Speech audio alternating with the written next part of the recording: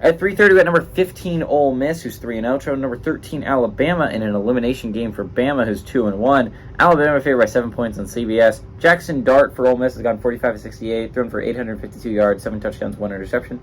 He also leads his team on the ground with 32 carries for 213 yards and 2 touchdowns. A worrying statistic, but we'll get to that later.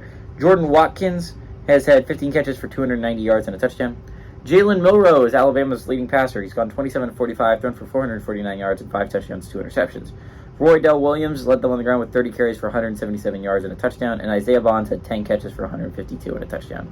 Alabama leads the series off time, 54-10. Last 7 games have gone to Bama from 2016 to 2022. And the experiment week is over, everyone. Let's go. After Alabama lost to Texas, if you did not been following this soap opera, Alabama lost a non-conference game to Texas at home.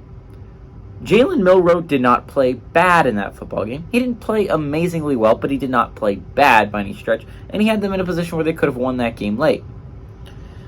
So Jalen Milroe wasn't Bryce Young. That's what we learned, and it's like no one quite is. Bryce Young made a lot out of not a lot last year, right? He went number 1 overall for a reason.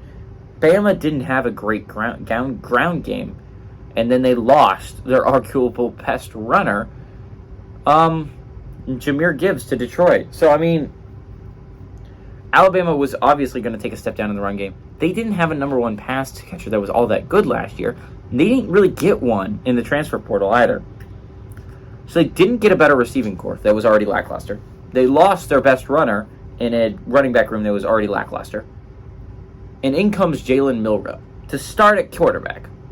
And he's played well through 2 games. But again, he lost to Texas. He's 1-1 as a starter. So what do? We have this transfer quarterback named Tyler Buchner from Notre Dame. We don't know much about him, right? Like, he played at Notre Dame. Not very well, mind you. So he comes into Alabama. And he was competing with Jalen Milroe for the entire spring.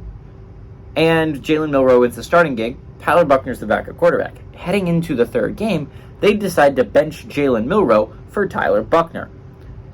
He plays awfully, just abysmally, and they're tied 3-3 at halftime against USF.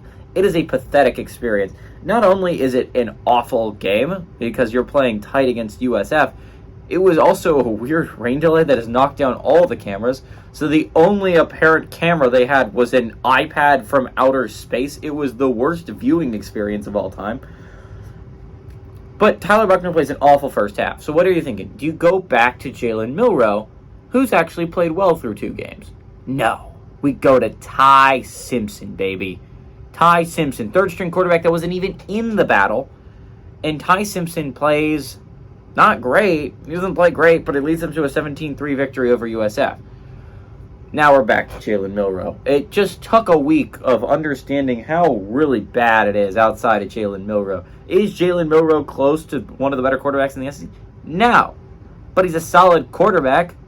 You're going to get solid quarterback play out of him. I didn't understand why he was benched in the first place.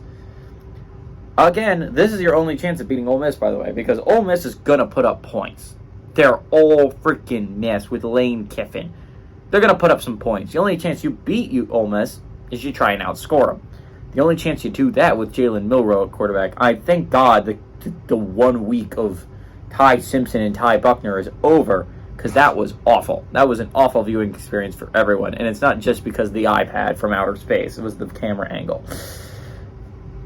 Moving on to that, Ole Miss kind of handily handled Georgia Tech, and that's a solid Georgia Tech team. So in 2 weeks, they've beaten a good Tulane squad and a pretty solid Georgia Tech squad. Now they're going on the road to play Bama. I like them to win on the road against Bama. Maybe I'm delusional. I think Lane Kiffin has this football team very competitive this year. I think they are arguably the best team on that side. I mean, LSU's played some good football. Again, their only losses to a really good Florida State team. But I think Ole Miss is arguably the second best. Is arguably the best, and inarguably at least the second best team on that side. I think Ole Miss is better than Bama. And I'm going to be honest, I like Jackson Dart, and I like Ole Miss to go on the road and upset Bama. Give me Ole Miss to win and cover on the road.